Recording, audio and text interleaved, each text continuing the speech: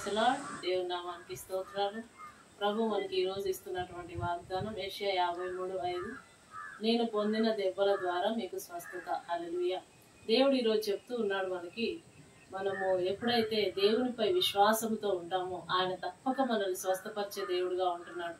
Bethesda కోనేటి యొద్ద 38 సంవత్సరాలు వేచి ఉన్నటువంటి ఆ రోగిని దేవుడు దర్శించినట్లుగానే ఈ రోజు ఏ అనారోగ్యంతో ఉంటున్నారు, ఏ బాధతో ఉంటున్నారు, ఎక్కడ ఎవరికి చెప్పుకోలేక ఎంతమంది డాక్టర్ల దగ్గరికి వెళ్ళినప్పటికీ కూడా మీకు స్వస్థత రావట్లేదేమో.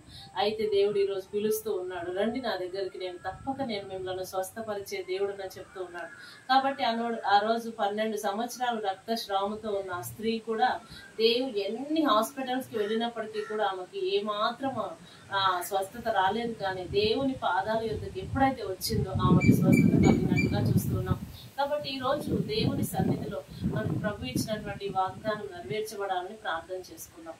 స్తోత్రము నాయన, పరిశుద్ధుడైన తండ్రి, నీకు వందనాలు స్తోత్రాలు చెల్లిస్తూ ఉంటున్నాం ప్రభా. నువ్వు గొప్ప దేవుడవు, ఆశ్చర్యకరుడు, నమ్మదగిన వాడునైనా అయ్యా, నువ్వు మాకు ఇచ్చిన ఇటు దినాన్ని బట్టి స్తోత్రం చెల్లిస్తూ ఉన్నాను. ఈ రోజు సజీవుల లెక్కలో మమ్మ ఉంచిన ఆయన ఈ దినాన్ని ప్రభా ఈ రీతిగా గనపరుచుకునే కృపనిచ్చినందుకు స్తోత్రాలయ్యా.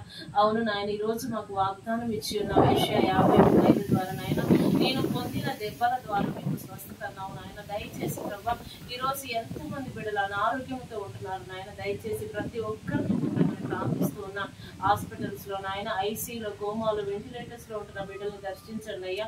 ఎందరైతే నాయన ప్లేట్లెట్ కౌంట్ తక్కువ అయిపోయిందని నాయన డాక్టర్లు చేయి విడిచిపెట్టి ఉన్నారని ప్రభా, ఎంతమంది దుఃఖంలో ఉన్నారు, ఆ బిడ్డలందరి దుఃఖమును సంతోషంగా మార్చండి అయ్యా. ఈ రోజు నాయన ఎంతమంది బిడ్డలు బాధలు, వేదనలో ఉన్నారు, ప్రతి బిడ్డను ఆదరించమని నాయన. అయ్యా ఇదిగో ప్రభా, ప్రయాణం చేస్తున్న ప్రతి బిడ్డ రాకపోకల్లో తోడైండమని నాయన. జన్మదినం జరుపుకుంటున్న బిడ్డలందరినీ దీవించమని, వివాహ దినం జరుపుకుంటున్న వారందరినీ దీవించి నాయన. భార్య భర్తల మధ్యలో నీవుగా ఉండి ప్రభా వారి కుటుంబాన్ని కట్టమని, సంతానం లేని బిడ్డలకు సంతానం అనుగ్రహించమని ప్రభా, జాబ్స్ లేని వారికి జాబ్స్ దయచేయమని నాయన. అందరినీ కూడా నీ రెక్కల నీళ్ళలో దాచి ఉంచమని ప్రభా.